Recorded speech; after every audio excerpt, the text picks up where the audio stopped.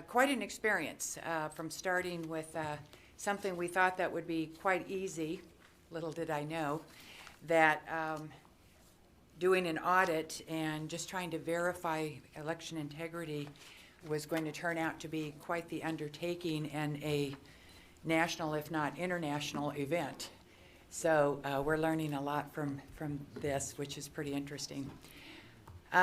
First and foremost, what I want to say to everybody here, as well as thank you, if anybody is having a difficult time with the live streaming portion, we are under the understanding that there are a lot of people that are wanting to watch this live, and maybe it is jamming the systems. And I'm looking for my note real quick that I just had.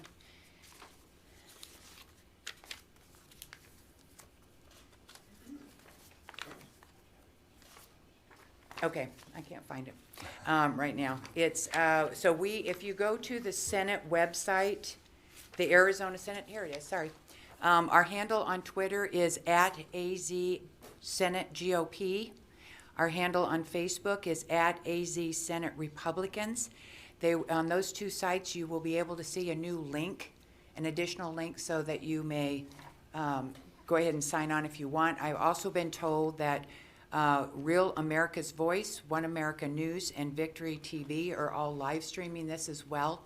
So there are 3 other options that you can watch. We are also taping this for future reference. You know, we always said that if we have to go to court, we want to make sure that everything has been documented, and we want to make sure that everything is on the record. So this is being taped. I think I heard Mr. Borelli mention, please turn all of your phones on vibrate right now so we don't disturb our speakers. This is a Senate hearing for the Senate and the public. It is an update on the 2020 general election for Maricopa County. We will not be taking any testimony from the public, and the reason for this is an update and a briefing from the people that have been involved, the vendors and the people that are involved with this audit. As a Senate body, we felt that it was necessary for them to come in and tell us what's going on. It's taken longer than we anticipated, than anybody thought was anticipated, and we need to have some answers, and we need to know where we're going from here. So with that, Senator Peterson, to my right is Senator Warren Peterson. He is chair of the Senate Judiciary Committee. He and I have been working closely with this, and I'll let you start. Thank you, Madam President. So first, I think we just probably start with introductions. If the speakers who are here, as President Fan said, she's the Senate President. I'm the Judiciary Chairman, Warren Peterson. If we could just start with the 3 who are here to speak, if you could just introduce yourself and maybe provide us with some of your background and credentials. So we'll start here with Mr. Logan. Thank you, Chairman Peterson. I want to thank you, Chairman Peterson, and Madam President, for all of the support that you've given for the audit. I think transparency has always benefited our democracy, and it continues to be an honor to work with you to bring transparency to our election process. As you know, I'm Doug Logan. I'm the CEO of Cyber Ninjas. I have held several industry-recognized certifications, such as the Certified Information Systems Security Professional, GIAC Web Application Penetration Tester, and the GIAC Certified Incident Handler. I have personally done work for companies such as JPMorgan Chase and Bank of America, and my company regularly works with Fortune 500 clients and the federal government. Specifically, our specialty is in application security, which allows us to be experts in complicated application systems, such as voting systems. For this reason, we're actually pulled into the work in Antrim, Michigan, and it was my team that helped assist Matt DePerno with a lot of the findings they've had associated with specifically election software. Thank you. Mr. Bennett? Yes, I'm Ken Bennett. I'm the Senate liaison to the audit. And I have an accounting degree from Arizona State University and have been a private businessman for 35 years with a variety of companies, including a 83-year-old family business up in the Prescott area. Served as the Senate President from 2003 to 2007, also as a senator 4 years prior to that, so 8 years in the state Senate from 99 to 2007. I also served as the Secretary of State for the state of Arizona from 2009 until 2015. And as I said, I have been asked to be the Senate's liaison to the audit. Thank you. Thank you. Mr. Cotton. My name is Ben Cotton. I am a court-recognized expert witness in digital forensics, in incident response, and I have over 25 years' experience performing these tasks, both for the U.S. government and for private industries such as law firms. We have specialized in providing these types of services now as a private company since 2002, and we continue that support within the industry to this day. Thank you. Thank you very much. Okay.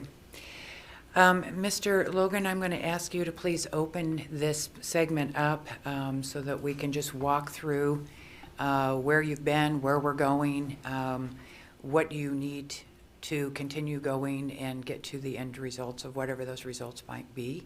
I know that from the get-go, in the very beginning, we said that we were not going to release any information until the audit was completely finished. But we are at this juncture where I believe you want to share some information with us because of the reasons why we have not still received the things that were on the original subpoena that Maricopa County is withholding from us, as well as additional information you're going to need to complete this full forensic audit. So I will turn this over to you to get us kicked off here. Awesome.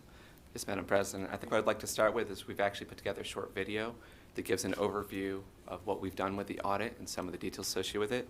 So could we put Exhibit A up on the screens, please?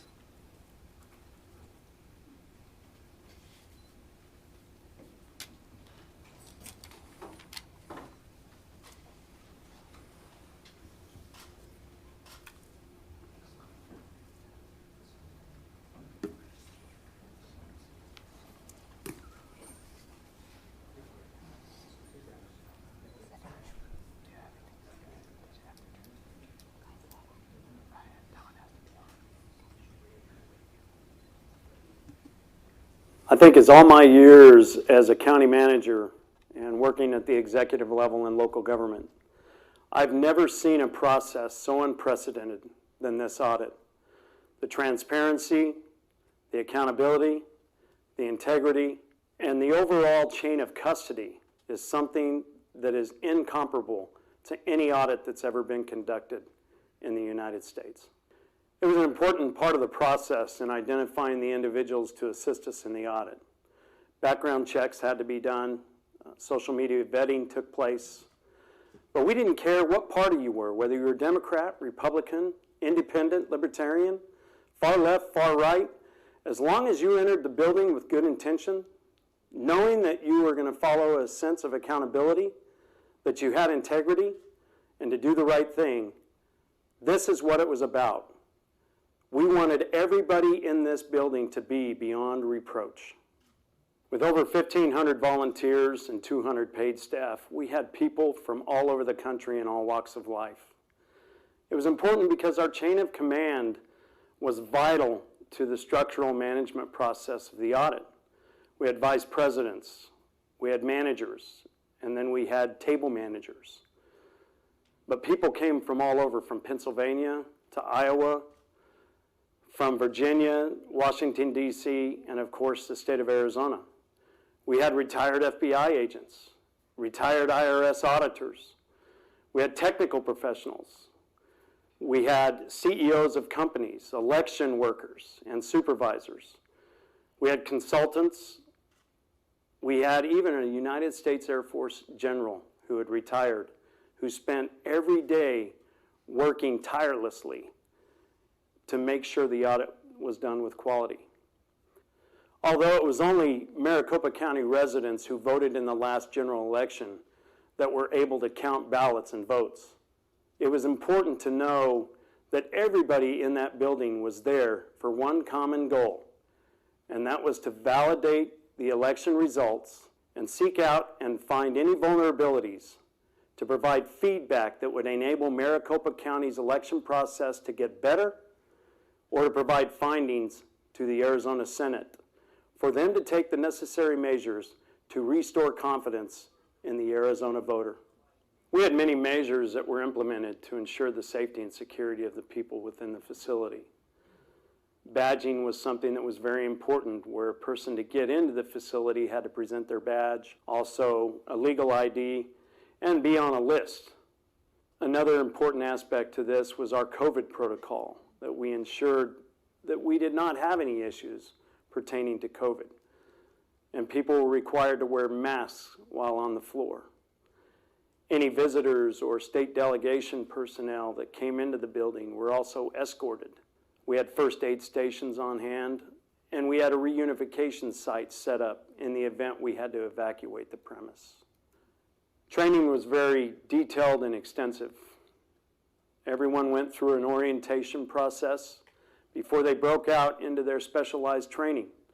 If you went to a counting table, you learned what the spinning process was.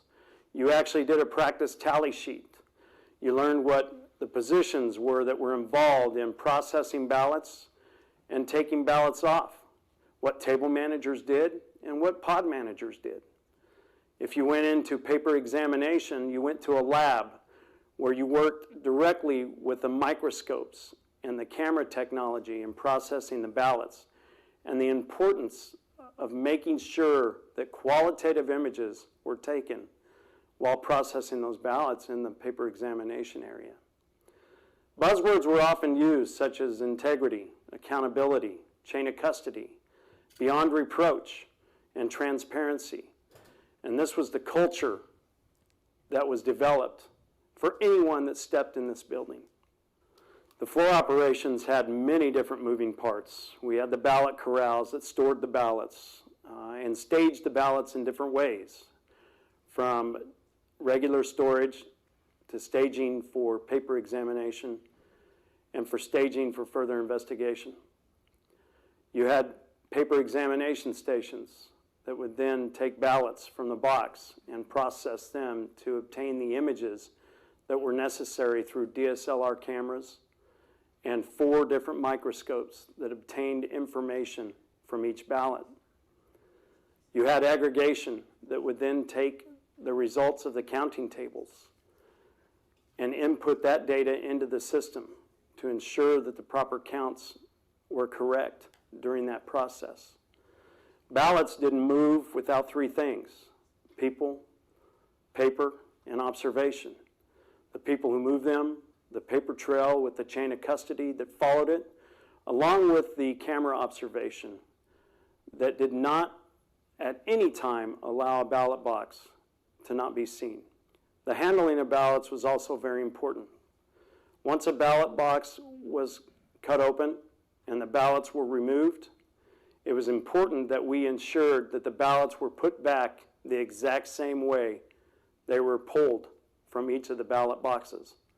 Our goal was to make sure that Maricopa County received the boxes back with all the artifacts in it, along with the order of the ballots, the exact same way that we received them. I think with all the outcry of concern the election results displayed, it was important for the Arizona Senate to bring in an independent to evaluate the results. This was done in a way that was unprecedented, that had never been done before with the detail and the forensic side of the audit. But it was also important to be done in a bipartisan effort with the intent to provide feedback to Maricopa County to enable them to get better in their election process, or to provide findings to the Arizona Senate to enable them to create measures that would ensure that in the future that the residents of Arizona could have confidence in the election process. Thank you. So that just gives a brief overview of really our heart in doing all this. We've tried to design everything to implement the biblical concept of beyond reproach, so that we would not even have the appearance of evil in anything that we did. The amount of live streaming we have there has been unprecedented. I do not know of another audit that has had so much transparency and video captured. We actually captured, with all our data, over 2 petabytes of data. For, you don't know, 1,000 terabytes ends up being a petabyte, and the vast majority of that was video footage. So we have accountability in every action that took place on that floor. There's a lot of great American patriots that are out there, they're part of this process, who gave up time away from their businesses, who gave away, often putting in leaves of absences where they are to make sure they'd be a part of this. I think in total we had over 1,500 people involved in the audit process.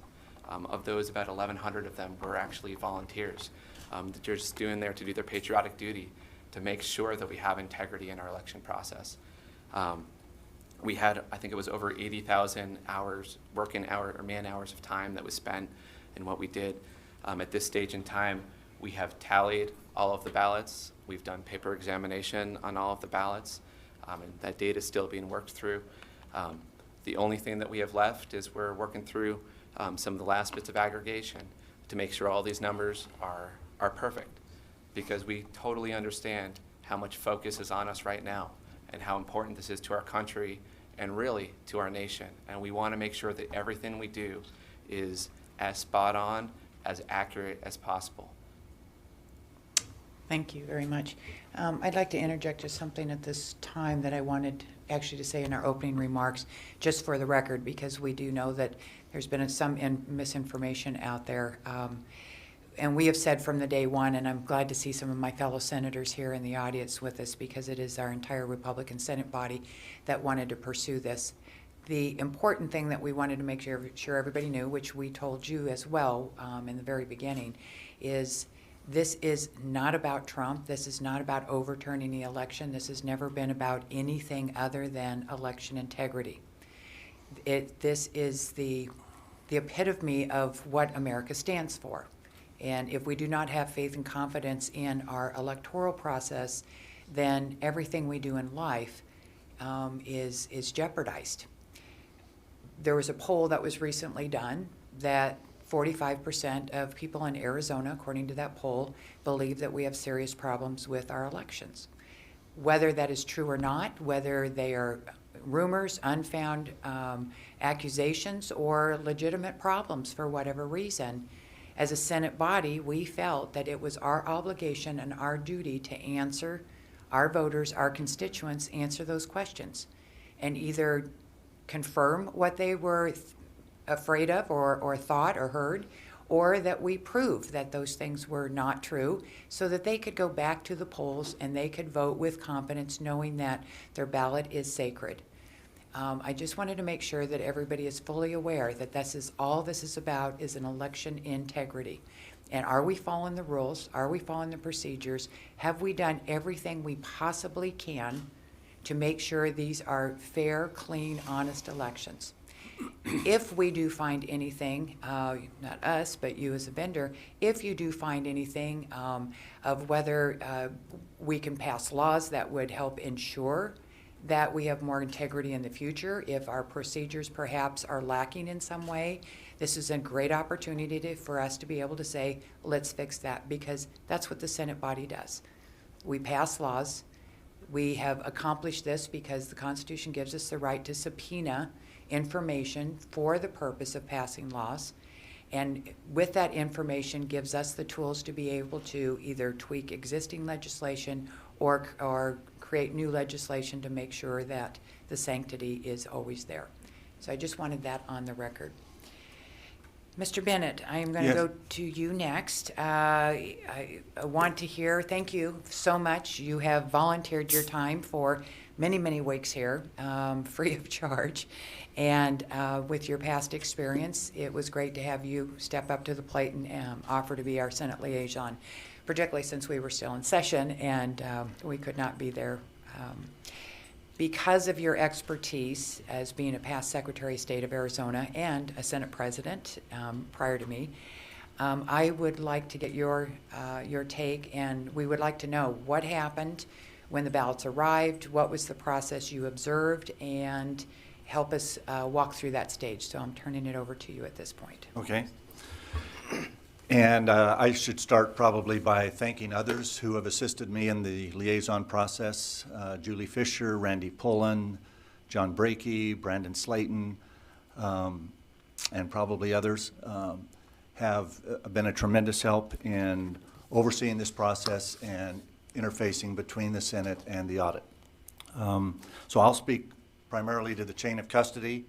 We received the ballots and the equipment on 2 days, April 21st and April 22nd of this year. The equipment arrived mostly on the 21st, and I think there were a couple pallets that came with the ballots on the 22nd. I want to give compliments to Maricopa County. They were very professional in the transfer of the chain of custody from them to us.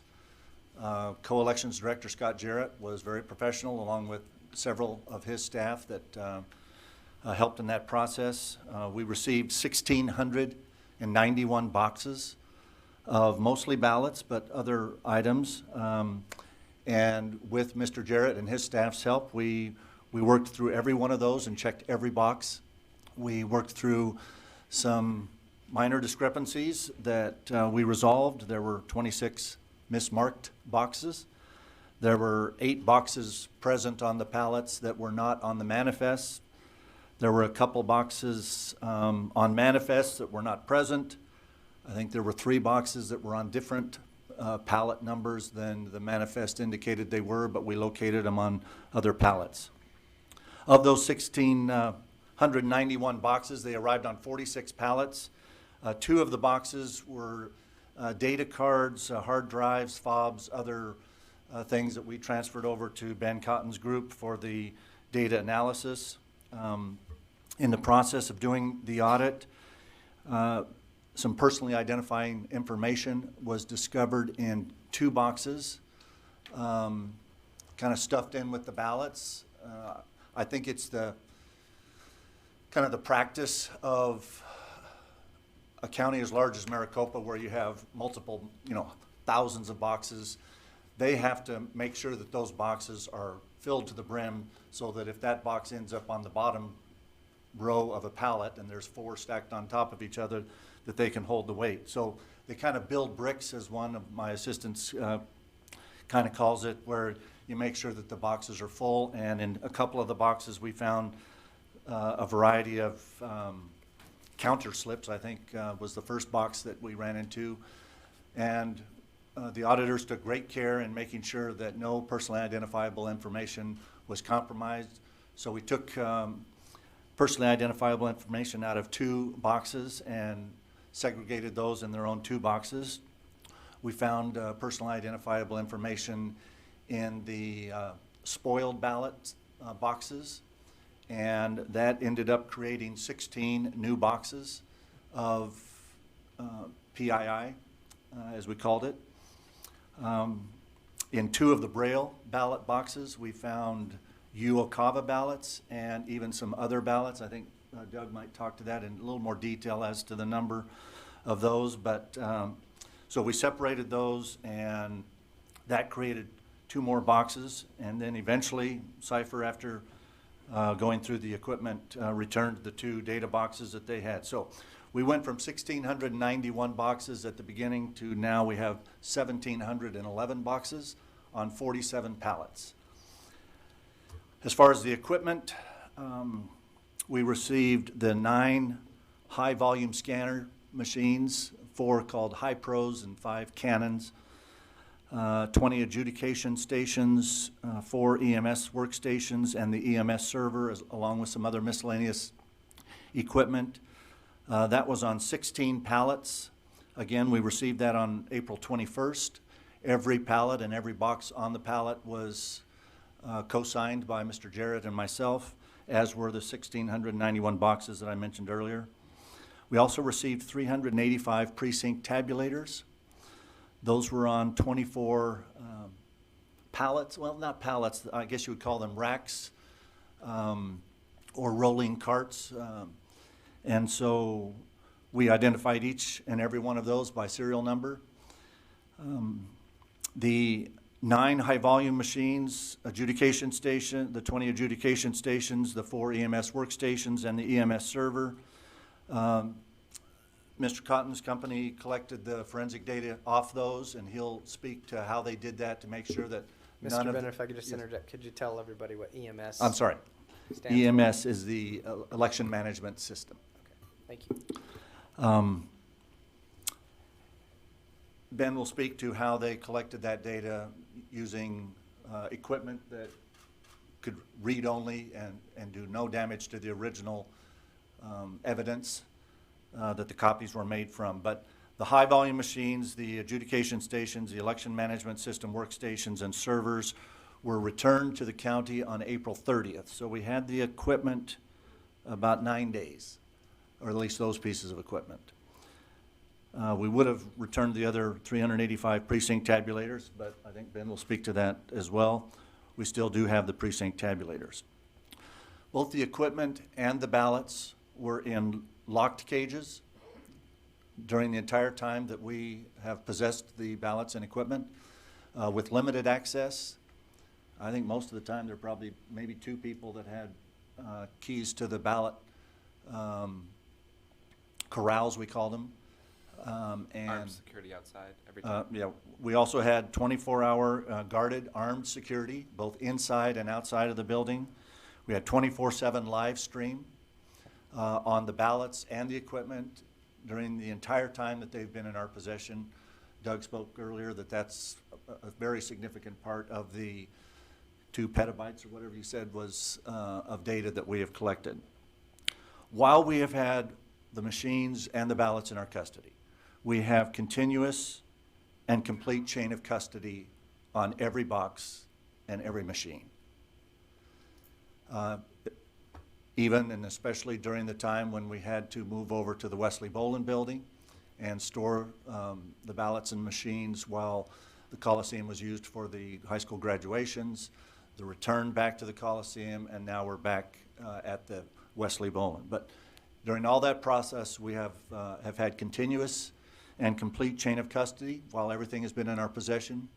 It was shown on the video that every time a box moved somewhere on the floor, it was signed out by somebody in the corral to somebody who took it to a table. It was received at that table by signature. So every time a box moved, 2 people signed for it, and then the reverse when it was returned.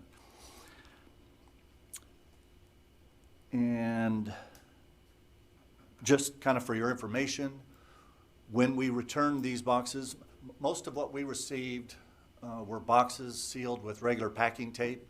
I think there were 52 boxes that were used in the hand count audit by Maricopa County that were sealed with tamper evident tape, but the other 1,600 and some odd boxes were just sealed with regular packing tape. It's our intent and commitment that when we return everything to Maricopa County, that we will reseal the boxes. And as the video stated, we've gone to great lengths to make sure that the same ballots that were in the boxes when we received them are in the same boxes when we return them. And I think in the same order that we found them. When we close these boxes in the next few weeks and return them to Maricopa County, we will do so with tamper evident tape to seal the boxes, and then a numbered seal across the top opening that will be recorded with each box, so that there's a tamper evident tape and a numbered seal that will be on every box that we return. And I think that speaks primarily to the chain of custody. At some point when we talk about things that maybe we ought to be considering as far as statutory changes or improvements, I can talk about some of the things that the Election Procedures Manual of the state of Arizona and our state statutes require as far as the storage and security of ballots. Can we go ahead and do that wanna do now, some of that? since we're on Okay. the subject of chain of custody and storage? Well, one of the things that we subpoenaed that has not been provided is the chain of custody that should have been created when ballots were received by Maricopa County and while they were going through the process of the election. If you go to Chapter 8, I think it's 5, Roman numeral 5, subsection E, storage and security of ballots, it reads that official ballots must be inventoried upon receipt and prior to distribution to voting locations. Item 2 is they must be accessed by election staff only to the extent necessary to perform their authorized task. A key one, though, is third, they must be stored in locked, secured location that prevents unauthorized access, as we have done. And in that number 3, it says they must be documented with a written log or with electronic keypad access that indicates the date, time, and identity of the person accessing the ballots. Fourth, must be witnessed by 2 or more election staff members of different political parties if possible when being moved or transferred, which includes an inventory of the ballots before and after the move or transfer. And then the last item is very important as well, since we use ballot-on-demand printers in many of the counties around Arizona, that the officer in charge of elections shall also implement reasonable security procedures for auditing and accountability of blank ballot stock for use with on-demand printers. So part of what we have been trying to get, in addition to the ballots themselves, is a chain of custody from the very beginning of the process when the county took ballot stock and or pre-printed ballots from their vendors, and a chain of custody ever since then, which is still forthcoming. That was on the original subpoena, and Yes. we have not received it. Madam President, just if I may, Mr. Bennett, what's been the response when you've asked for that? What did the county tell you? They've provided us what they're going to provide us with. Okay. So are you saying they're refusing to give Yeah. us that information at this point? Every time I've tried to interact with the folks at the elections department, I've been told that I need to deal with the county attorney's office, and most of that time I've received kind of the answer that we gave you everything we're going to give you. Okay, I'm trying not to be flippant, but Yeah. that's, we appreciate that. Can you, as the past Secretary of State, I know you're familiar with the handling of ballots. I know that, a couple months ago, Senator Peterson and I had our first update briefing, and there were some things mentioned about bags that are sealed at some point and apparently unsealed at some point. There were boxes that you opened and there were broken seals at the bottom. Could you explain, to the best of your ability, how are ballots supposed to be handled and treated from when they're at the voting centers or at the polling stations, and how, when you receive those ballots and you open those boxes, what did you find? Could you walk us through what we should be looking for? well, in many of the boxes, we found pretty much a very little existence of any ballot batch sheets that would describe how many ballots should be found in their batches. Maricopa County processed the election in 10,341 batches.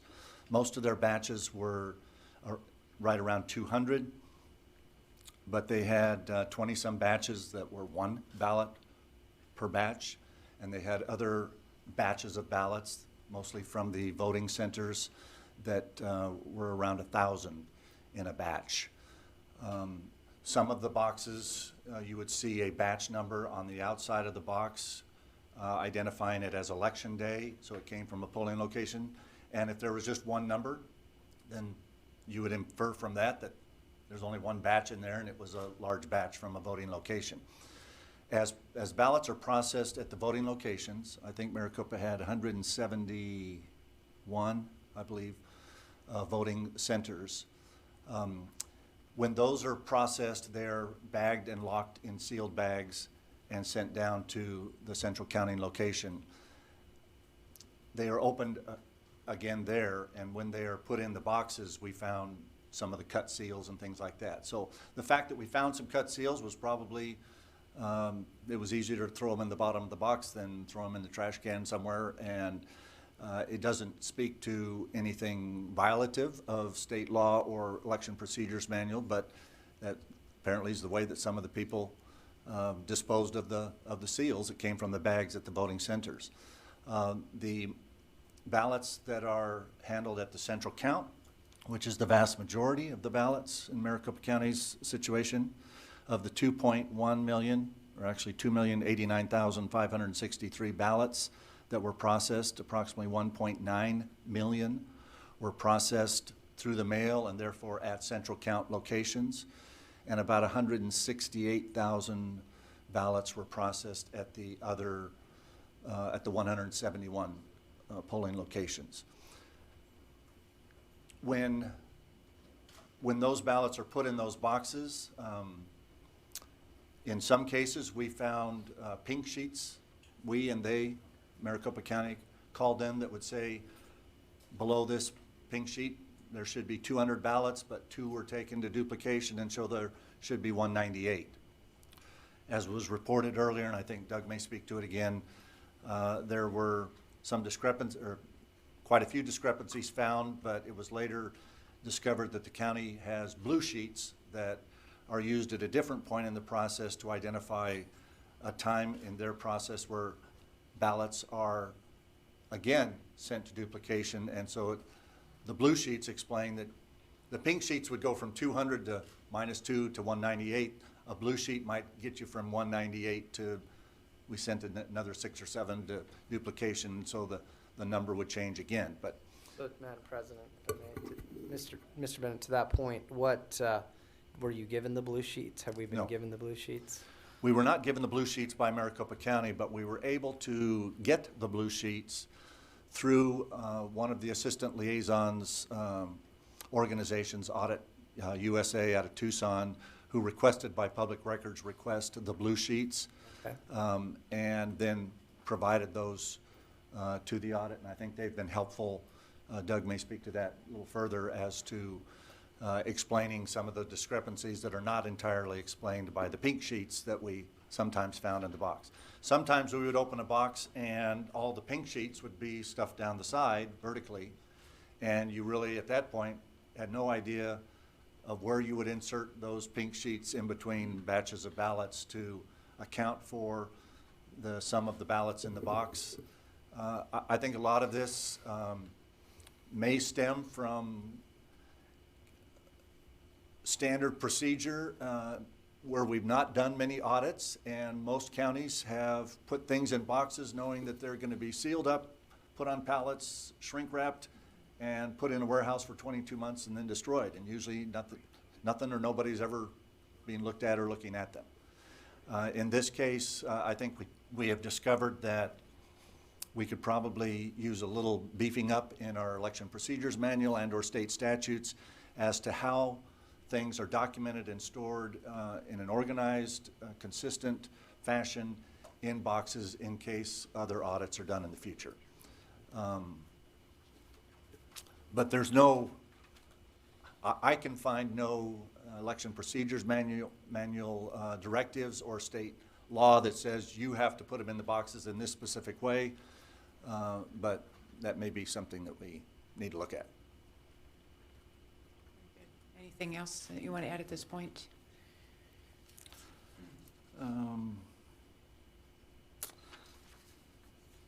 have a Only other chance to thing, come back with you if you do need. Yeah, the only other thing I guess that I was personally involved in on a couple of, not the only other thing, but an other thing that I was called to one of the counting tables is when we started opening duplicate ballots. There was almost one whole pallet of ballots that were called original/damaged ballots sent to duplication, and then there was quite a few boxes, mostly on one pallet, but scattered amongst 3 or 4 other pallets where the duplicates were supposedly there for the duplicates that were sent to duplication. So if a ballot gets damaged and has to be sent to duplication, there is a very specific process in the Election Procedures Manual, Chapter 10, Roman numeral 2, Section 3, Procedures for Duplicating a Ballot. This stems precisely from ARS 16621A, which says that they are to record an identical serial number on both the original and duplicate ballot, including spoiled duplicates. This ties the ballots together and creates a paper trail as required by the statute ARS 16621A. We found, I would have to say, thousands of duplicate ballots where those serial numbers are not on them. And so it has created great difficulty to try to match up a duplicated ballot to its duplicate. And on thousands of the ones that a serial number was put on, they were put on by a, I guess you would call it like a dot matrix printer, very, very light. And unfortunately, they ended up being printed on the ballot on the top, usually top right part of the ballot, where the black square alignment marks are on the ballot. And so if a very light gray number is printed on little black boxes that are a quarter of an inch apart, you see one number and you miss the next, and you see the number and you miss two, and it made for some very difficult matching of duplicated ballots and their duplicates, which, as I just read to you, one of the most important things you need to do when you duplicate ballots is reflect a serial number on both the duplicate and the duplicated, so that you can do two main things. One, make sure you have one for every one of the other, and two, make sure that you can look at the votes reflected on the duplicated ballot and make sure that they reflected those correctly from the ballot that was damaged and was duplicated. So without those serial numbers, it gets very difficult. We found some nice bright red serial numbers on many, but some very difficult to deal with light black numbers on many others, and none whatsoever on many others. If the corresponding numbers aren't on there, how would you know whether it was duplicated once or 10 times? You wouldn't, Okay, thank you. unless you meticulously kept track of the total number in each group, which I think Doug's organization has done, Okay. to see if the totals match at least. You said that when we return these ballots, I'm hoping that you guys and will help make sure that they are given to the Arizona County Treasurer. It's my understanding that... Maricopa County Treasurer. Right, the Maricopa County Treasurer. It's my understanding that our statutes say that they're supposed to be turned over to the Treasurer at a certain point, and they were not. Are you well aware of that as well? Yes. Yes, okay. When we return those, you mentioned that you were going to put tamper evidence tape with a numbered seal on that. You also mentioned that everything you have done, you have put back in order, and you mentioned everything has been filmed with all of these petabytes of stuff. So if anybody opens those boxes, we will know that somebody has opened those boxes. And everything that you have just said, and if anybody needs to see that themselves upon court order or whatever, we will be able to not only view that on film, video, but we could also go to the physical evidence and break that seal, hopefully under court order, and go directly to exactly where you have said this has happened. Is that correct? Yes. Great, thank you. Okay. Mr. Peterson, Senator Yeah. Peterson, I'll turn this over to you at this Thank you. point. Yeah, Madam President, I'd like to jump into the cybersecurity, the digital evidence, if I may, if that's okay with you.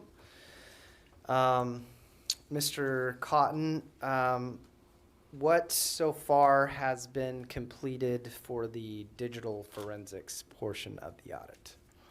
So we have completed the forensics acquisition of all of the items that Mr. Bennett just mentioned that were provided to us by the county. And I'd like to take a moment to walk through that process a bit to help everyone understand the forensics fidelity and the standard of care that we took to ensure that there were zero, and I repeat, zero changes to any of the original media or devices. Okay, go ahead. So as part of the imaging process, first of all, chain of custody is extremely important, as we previously discussed with the ballots. That standard of care also was transferred into the digital imaging and preservation of that data. So upon receiving each of these digital devices, we filled out an evidence acquisition form that started the initial chain of custody for the acquisition within the digital forensics and analysis piece of this audit. On that form, we carefully recorded all of the serial numbers.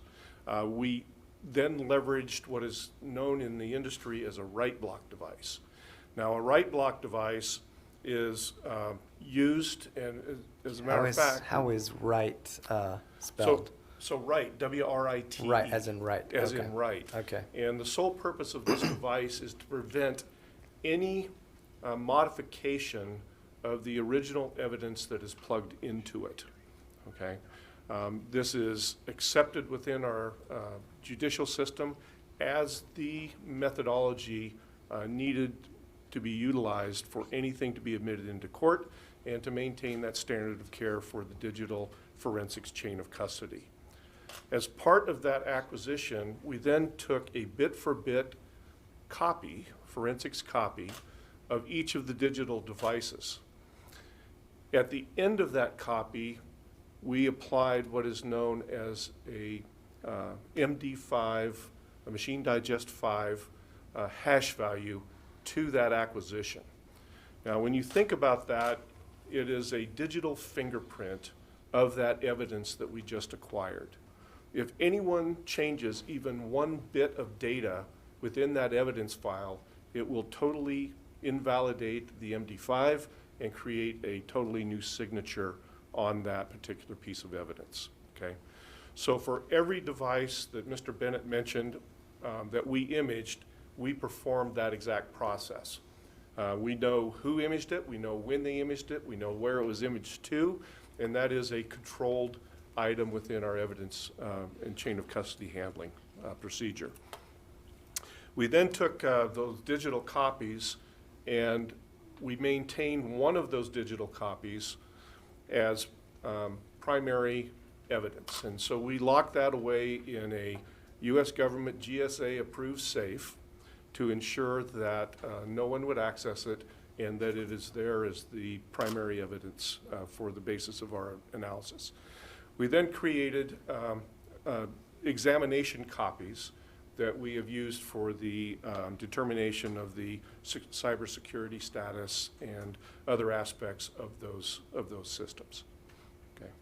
So I must reiterate, not a single bit of data was ever changed on any device that came into our possession. So, Madam President, Mr. Cotton, are you saying that the machines were not damaged or tampered with in any way where they couldn't be used again? And if they were, you have implemented the, people could check and see whether that was done? Senator, that is correct. So we have exactly a bit-for-bit image of these systems as we received them, okay?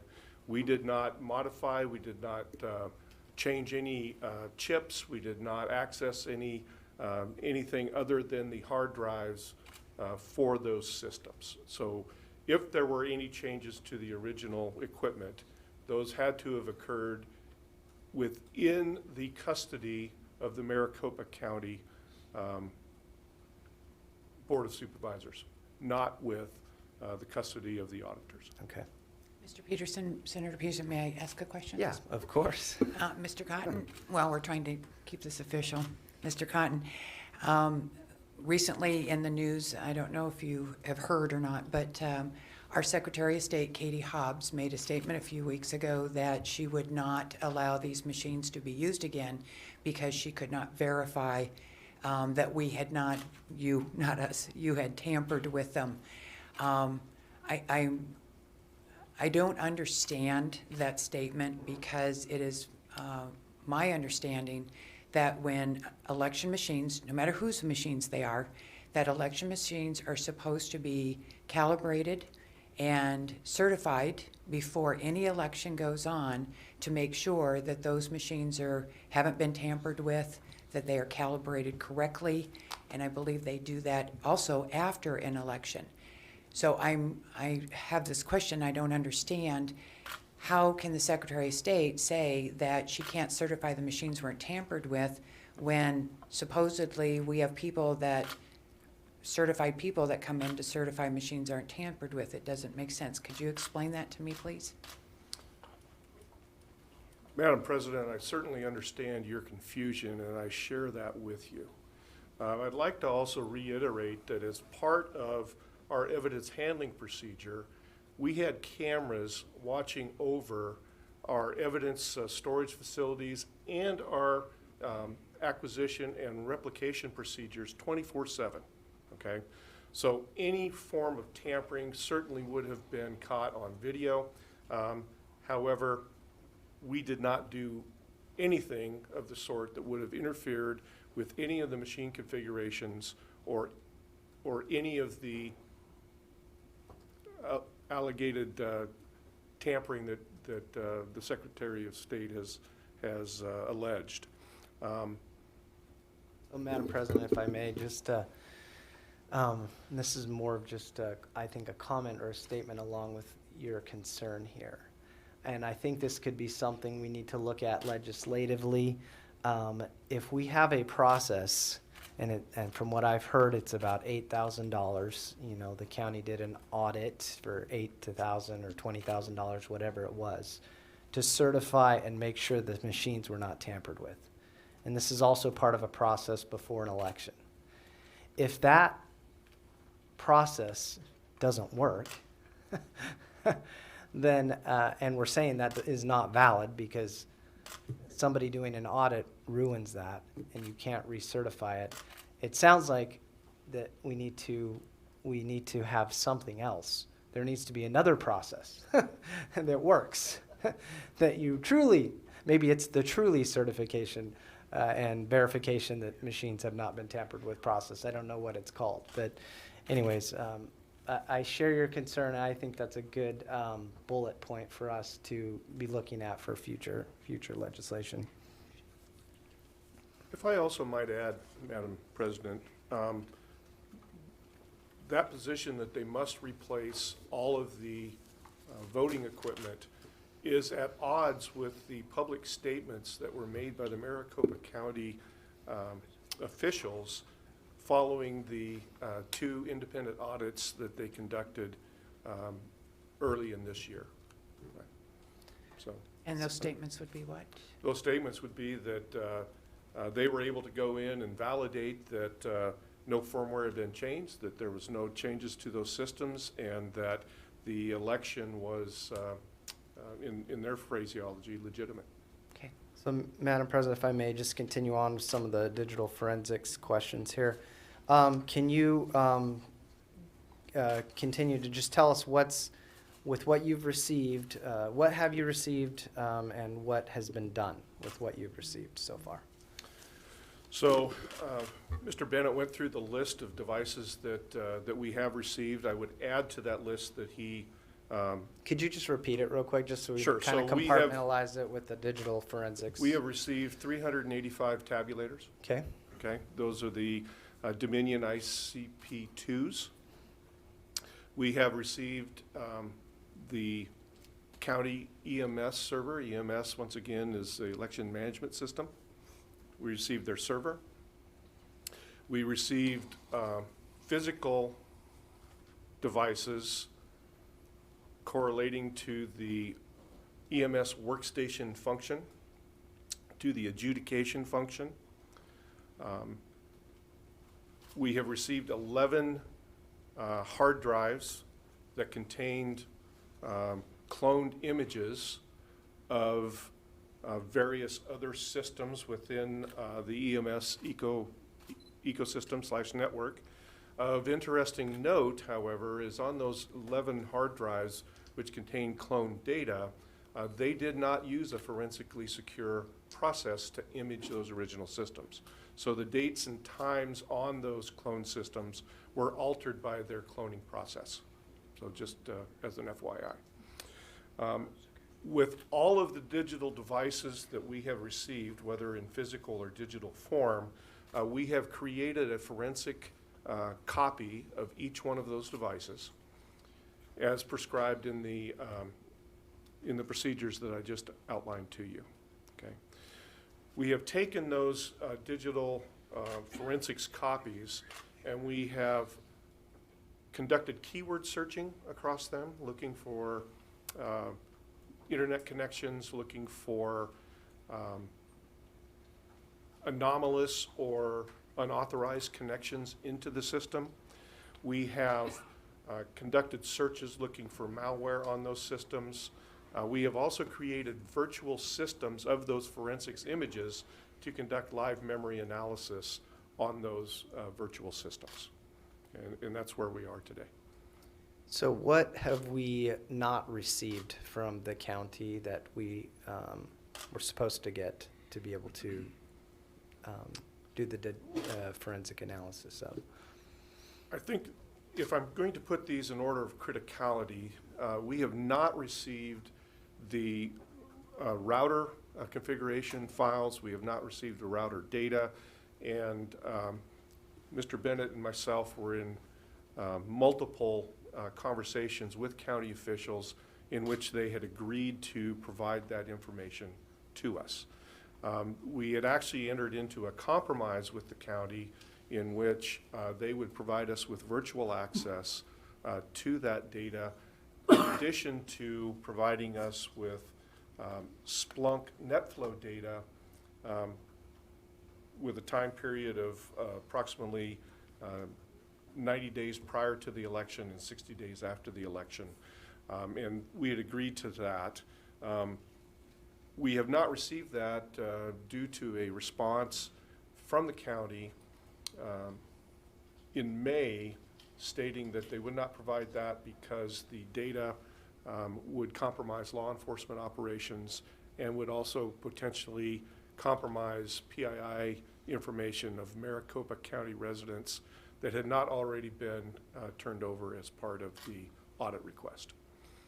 Okay, now tell us the significance of us not, why do you need to look at the routers and the router data and the Splunk logs that they originally told us they were going to give us, and now they have, you know, they're not going to provide that, or they're saying they won't provide that.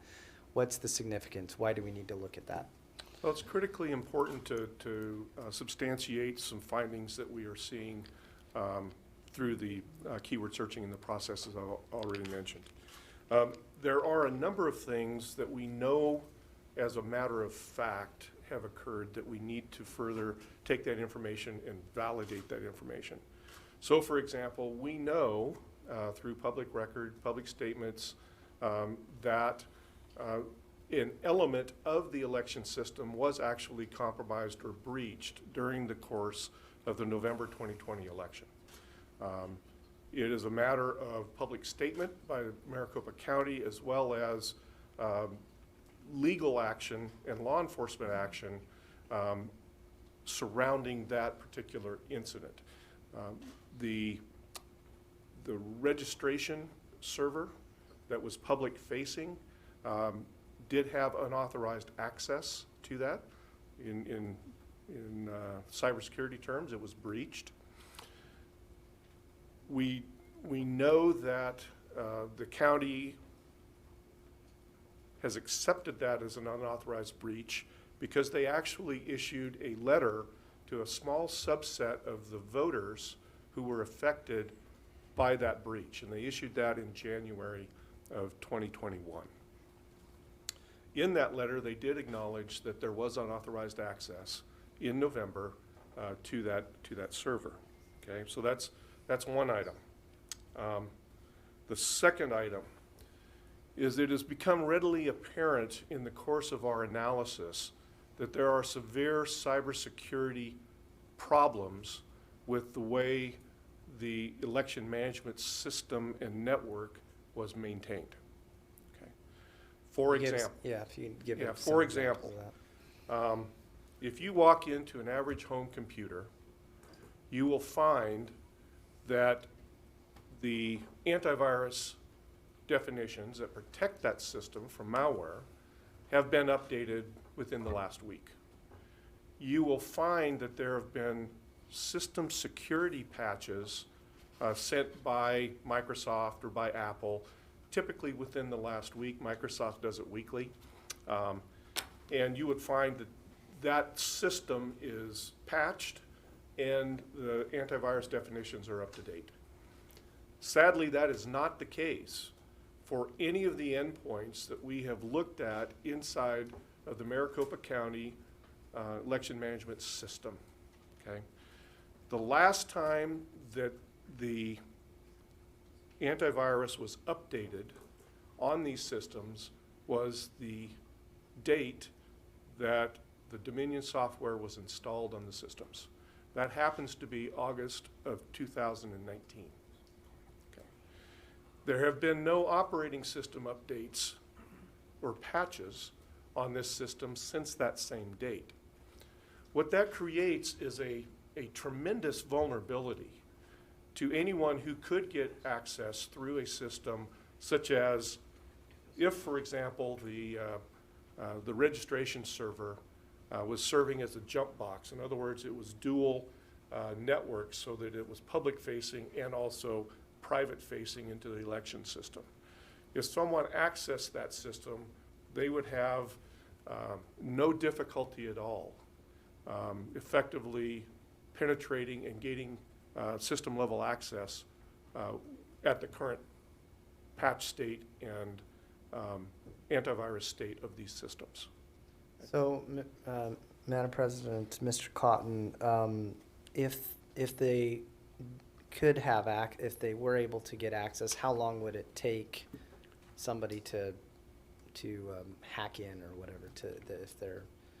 The vulnerabilities that exist on these systems would take an average script kiddie less than 10 minutes to get access to these systems. Okay, so this is high vulnerability situations.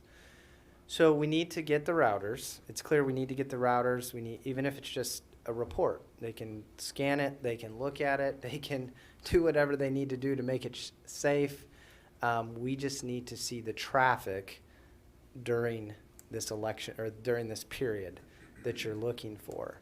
Now they've brought up security concerns. Are these, do you believe these are valid concerns that they brought up from sharing the router traffic or router reports with us, anything from the router? Are these valid security concerns from your point of view? They're not. And let me explain why. So when you think about a router, think about someone delivering the mail to your mailbox, okay? That router is simply the mail carrier, okay? On a standard envelope that you might mail to your mother, you're going to put your return address, you're going to put the address that it's going to, and then you put that in the mailbox. The mail carrier looks at that, it knows they know where to route that, and they will simply route that letter so it's delivered in the mailbox of your mother. With a router, it's very similar. For each packet of data that you have an address to where it's going to, you have an address of where it came from so that any response can come right back to that system. But what you don't have is the actual content or the letter that's contained in the envelope within the router itself. Okay, so just to that point, you won't see social security numbers or driver's licenses or people-sensitive data on this. You will not. Okay. To that point, Senator Peterson? Yes. So when we're talking about the addresses, is this what is known as the IP addresses? Am I on the right track on this? Yes, ma'am. So it's actually a combination of two elements. One is the IP address, which everyone's very familiar with. But typically on the return side, you will also have what's known as a MAC address. And that is a unique identifier for the communicating device that actually sent the packet. Okay, so for example, if you've got a wireless phone, your wireless modem has a unique MAC address so that if you're behind a home router or something like that, it will know where to deliver that return packet to. Okay. One of my concerns, I'm sorry. Oh, go ahead. Please. When we received the letter from Sheriff Penzone stating that we would not get the routers because of a potential security issue, the one thing that stuck in my mind, I just heard you say that there is not a valid security concern there, but just hypothetically, if for some reason they think that there's a security concern, my question is why would they be using the same router as our election systems, as other, if there's even a small remote possibility that they think that somebody could be jeopardized? Why are we sharing routers with other agencies? Why don't they have their own personal secure router? Ma'am, I can't answer why they shared that space, but once again, this is one of those situations where what they've told the public is drastically different than the apparent reality in response to a legal subpoena, okay? So from a public response standpoint, Maricopa County officials have repeatedly stated that the election system was a closed system, it did not touch the internet, and therefore, it could not have commingled with the data from the Sheriff's Department or the Maricopa County other office space. The fact that they have responded back to an official subpoena with the justification that to produce that data would compromise these other aspects of the Maricopa County network that does touch the internet is an admission that maybe things aren't like what they've told the American public. So, Mr. Cotton, we've talked about the routers, Splunk logs. Again, why do we need the Splunk logs? So- And I also want to ask about that. We also, you mentioned, have not received the passwords, the tokens. Why do we need those things? So if I can To the address machine. the first part of that question, Senator Peterson. So part of the challenge that we have is that specifically, I'll use the EMS server as an example. The Windows security log, or the Windows security event log, as some people will call that, actually only goes back to the 5th of February of 2021. Now, there are a couple of things So after the election. after the election. Okay. So we would need this data to cover and to help fill in the blanks back to the election, okay? But more importantly, there's an aspect to that security log that bears consideration. And so the security log was set to retain approximately 20 megabytes of data. And the way that works is it operates on a first in, first out principle. As soon as you hit 20 megabytes of data, the oldest entry gets deleted, and the next, and so it just continually rolls like that to maintain the constraints on that data space. When we took a look at this, we found specifically in March, and I believe it was March 11th, there were 37,646 queries for a blank password on a system that only contained 8 accounts. Now, given the short time period that happened, that clearly was a script that was executed by the user EMS admin. Okay. What we don't have, because of the lack of logs and the condition of that system, is where did that script come from? Okay.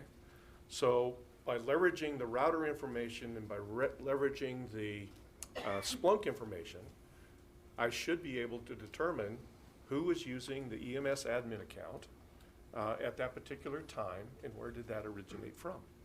So just to be clear on this, were there 37,000 logins on one day? Is that what you're saying? How would you So identify this? when you're doing a security check on a system, it's very common for you to look for passwords that have a null password or a blank password, right?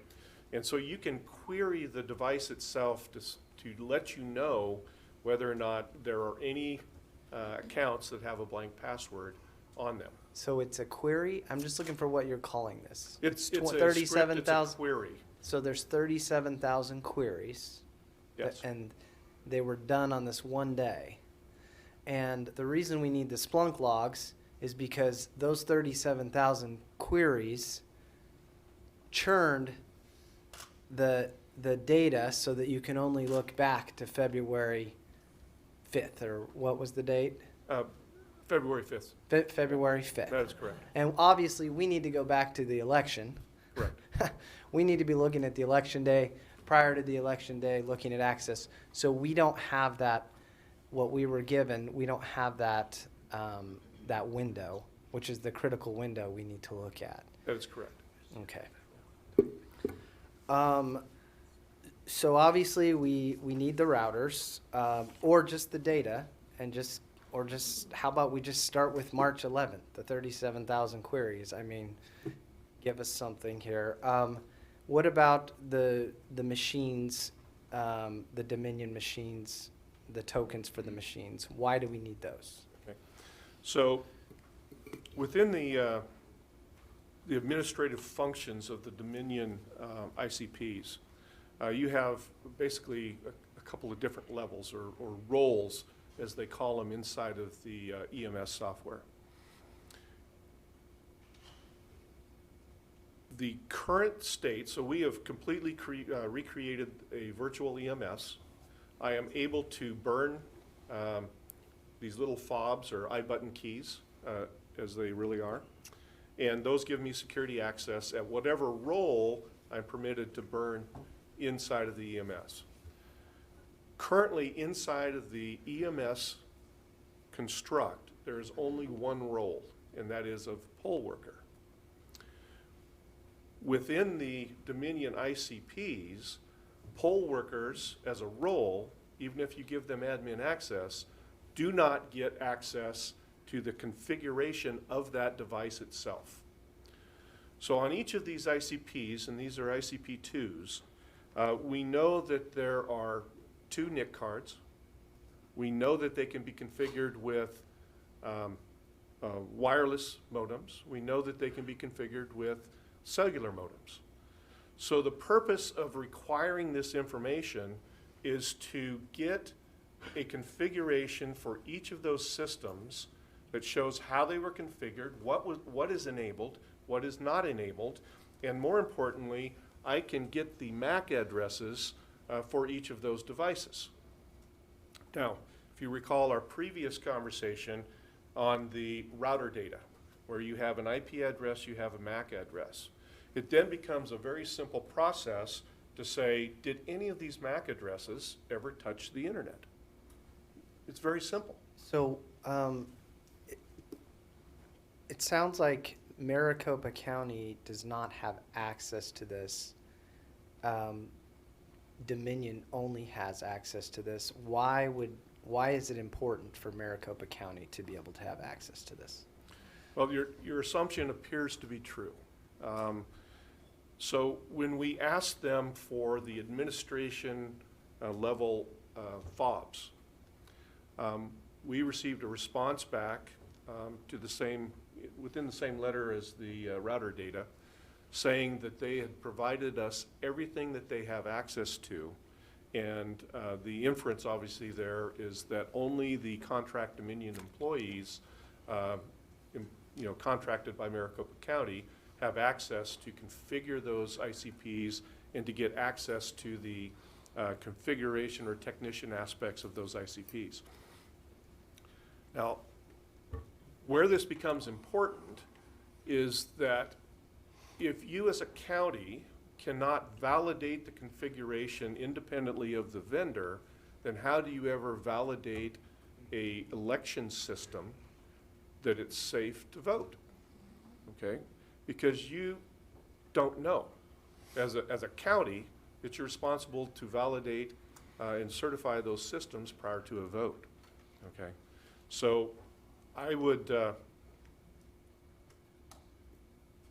suggest that at this point, based on the evidence that has been provided to me, that the Maricopa County officials do not have the ability to independently verify the configurations of their systems without using Dominion employees. So, Madam President, so again, I think this is just kind of another bullet point for us, you know, something for future legislation. We always want to make sure, I think, that, and if this is the case, this is just with what we've been able to see so far, perhaps, and we'd love to hear from the county on whether they can. If they do have access, then great. If the county can get this administrative access, where they can, you know, look at the tabulators.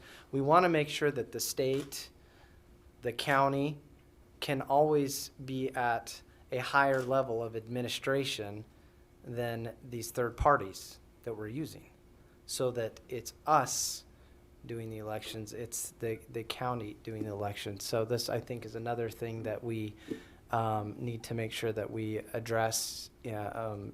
Either now get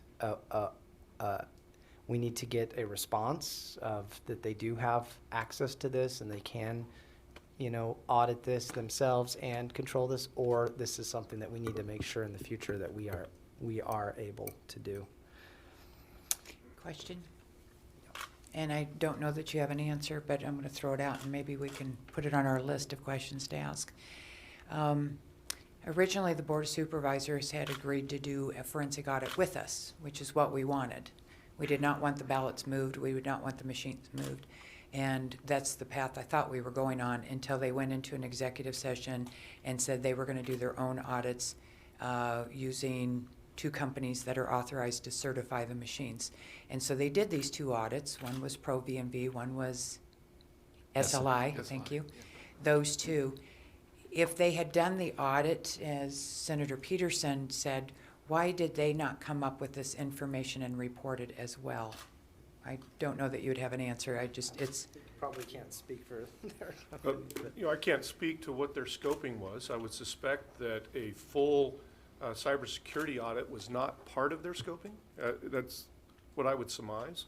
But the reports that were produced by both of those audit firms clearly did not address the cybersecurity aspects that we have found. And there's another finding that you know, you would think that any audit firm would be looking at, and that is commonality of passwords. So what we have found is that for all the administrative accounts, no matter what the name of that account was, they shared the same password. Okay? Now, that password appears to have been established at the same time that the Dominion software was installed on these systems, which August of 2019, and does not appear to have been changed during that entire time period. Okay.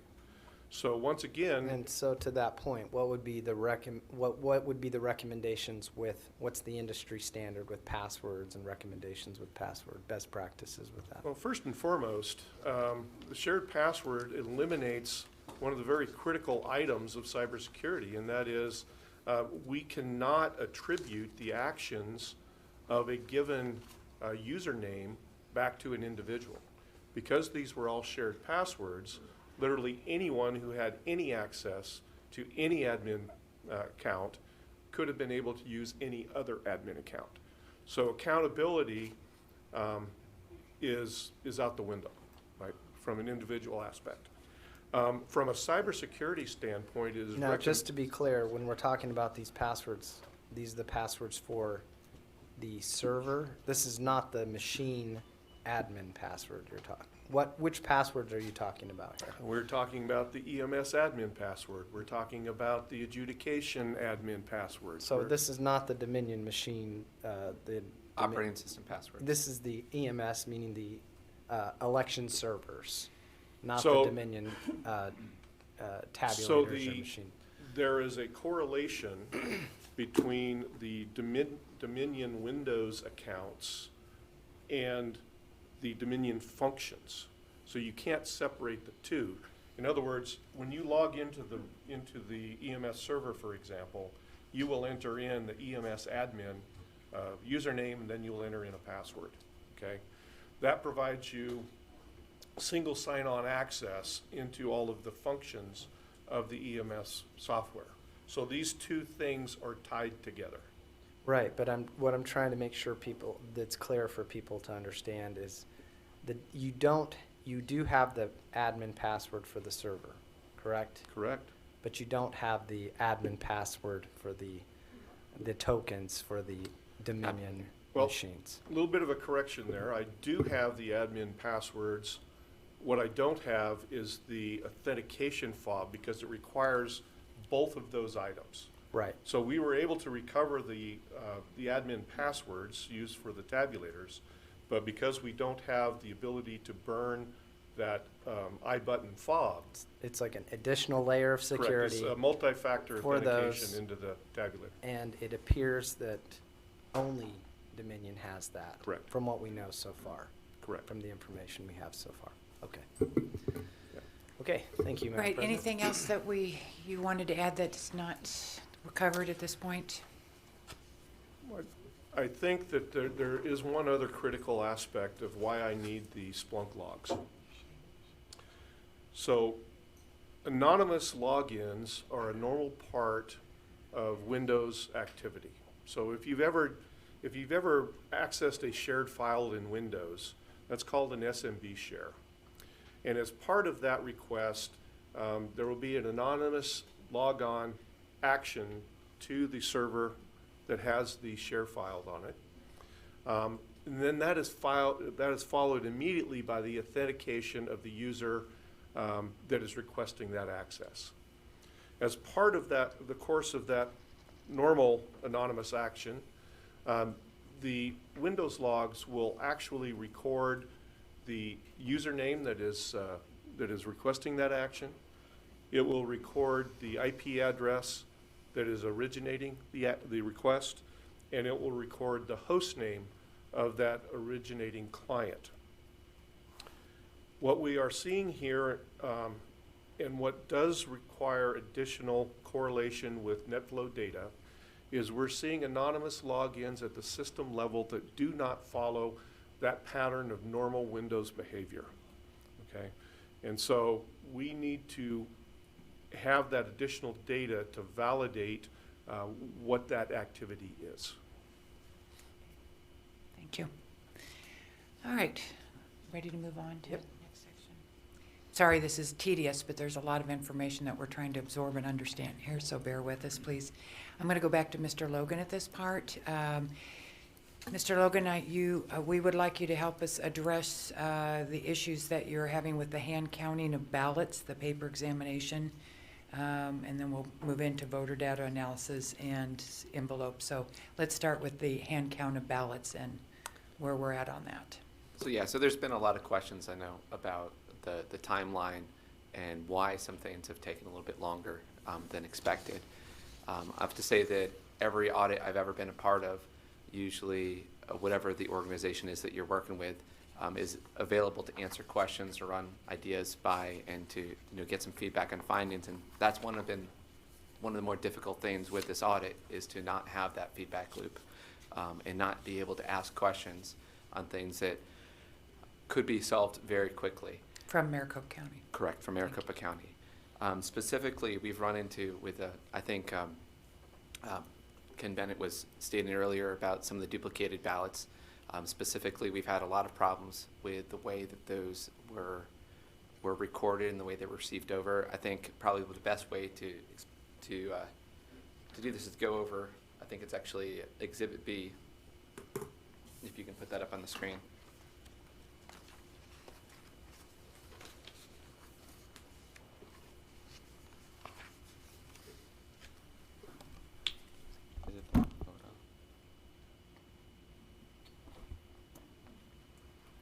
Actually, can you zoom in so people can see that a little better? Okay. So what we have here on the top of the screen is the original manifest on one of the boxes that held duplicate stuff in it. You can see all the numbers, the MC 17416 and so forth. So that was what was stated was given to us. If you take a look at the table below it, and actually if you can just zoom in a little more maybe to make it a little more clear. And we don't need the top part anymore, you can scroll down. So on the actual manifest, the far left column has the manifest batch number. And then if you look right next to it, there's actually what the observed batch number was within it. You'll notice that the first few ones are actually correct. But then you get down to MC 171634, which is about halfway down. You notice that its naming convention is as if it is an original, but it is actually a duplicate. And just to step back a little bit to give a little bit of clarity, anytime there is a ballot that can't be run through the tabulator, whether that's because it's damaged, whether it's because it's something like a Braille ballot or something like UACAVA, any of the other forms, they actually have to create duplicates of it that are then run through the tabulators. Can you tell us what UACAVA stands for, please? Uniform Thank you. Overseas Citizen Absentee Voter Act. Okay, thank you. Thank you. In any case, so you have the original ballots, and then you have the duplicates, and there was roughly 50,000 total, so there's 25,000 originals and roughly 25,000 duplicates, assuming that they all matched up with that. So in order to make sure that things are not double counted and things are attributed properly, it's very important to be able to match them up. In fact, this is why there's statute that says there's supposed to be a serial number on the original that you can match up with the serial number on the actual duplicate. So you know one for one that they were counted properly, and from an audit standpoint, we want to make sure that the original is exactly the same as the duplicate. So it's important to us to make sure that we can match those. So when we receive a manifest that states that stuffs were originals, when we actually start looking through them, we realize that they're duplicates. It creates things that are a lot more complicated and difficult for us. So these are some of the examples in here. You'll see that there's a whole bunch of things that were wrong where we were stated. There's several things on there that were not listed on the manifest that were actually in the box. There's one of them that was actually on the box that wasn't really in the observed, or that was on the manifest that wasn't actually found in the box. We had within the Braille ballot box that was labeled as Braille ballot, we had other types of ballots that were found in there that were not expected to be in there. So it makes things much more difficult. And moving on to, actually, if you scroll down, you should see Exhibit C. Okay. You might need to speak into the mic a little bit more, I'm sorry. Mr. Logan. So what we have here is we actually took a few examples out where serial numbers really should be unique. There should be one original ballot with a serial number and one ballot which is the duplicate of it with the same serial number. When you take a look at this chart, the first column is the box ID. That's the box that it came out of. And then you take a look at the next column, it'll tell you whether it's a type, what the type is. Dupe means it's a duplicate. DSD, it means that it is actually the original ballot. And you'll notice that the last column is a serial number, but they're in groups of 3, which shouldn't really happen. So we have 2 original ballots that have the same exact serial number, and we have only one that was duplicated from it. And these are just a handful of examples that we have that go through it. And so we have a whole bunch of ballots that also don't have any serial number of them, so it's quite possible that for the second one with the same serial number, there's another one that matches up with it that literally doesn't have a serial number on it. But it creates a lot of time and difficulty in resolving these issues when it was not done in a manner where it's easy to match up and really according to my understanding of what statute is and what statute states. Not an attorney, but Ken Bennett can probably speak a lot more about I'm not one either. But you know the statutes really well. So just to be clear on this, Madam President, I think, so this is some of the delay, I guess, some of why it took so long to put these all together or trying to assimilate this, because you've got this kind of confusion and. Correct. And with Maricopa County refusing to answer any questions as to help us understand what you did here. And right? there may be some explanation as to how and why serial numbers get duplicated. It doesn't seem like a good practice any way that you look at it, but if it's well documented and there's some easy way for things to be audited, then you're in good shape. But that's one of the problems we've run into, is that so many of the issues we've encountered through things makes it very difficult, if not impossible, in order to audit things. And it's our goal in going through there to give some irrefutable proof to make sure that we know that things were solid or that they're not. And these types of problems make it very difficult for us to be able to say absolutely on certain aspects.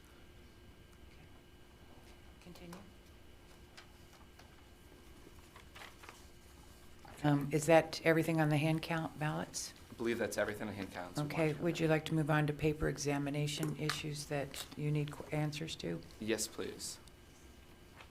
Okay.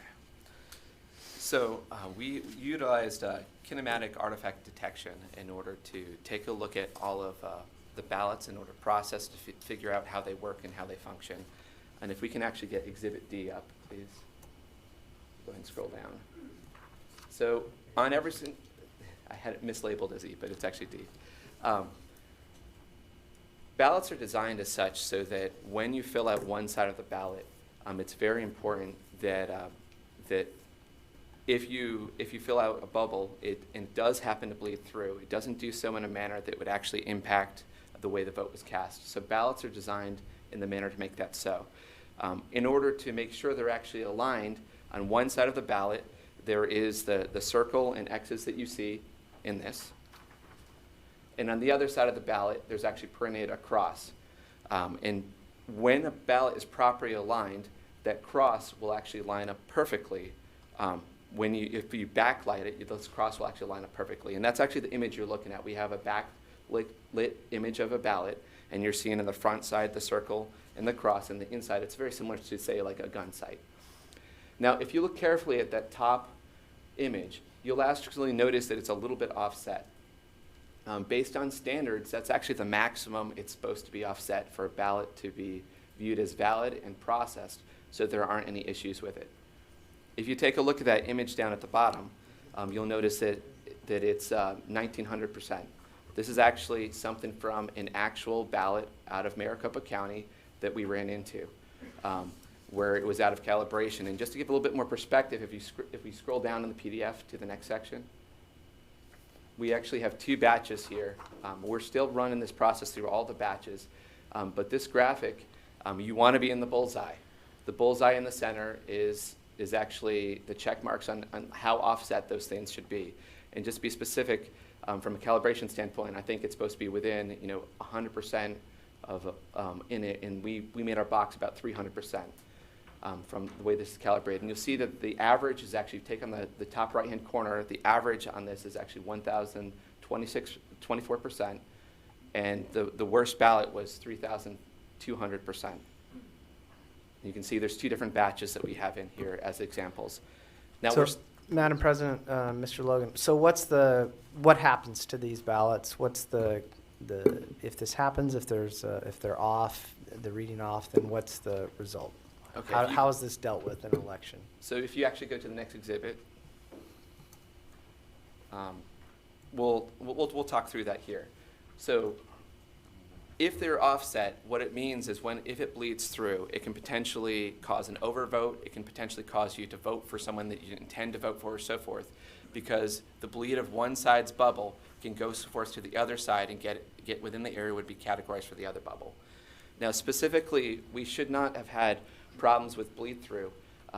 If you scroll down a little bit farther and zoom in where we've got the red box, this is actually a newsletter that was put out by Maricopa County that talks about the paper types that are utilized. And specifically, they state that they use vote secure paper.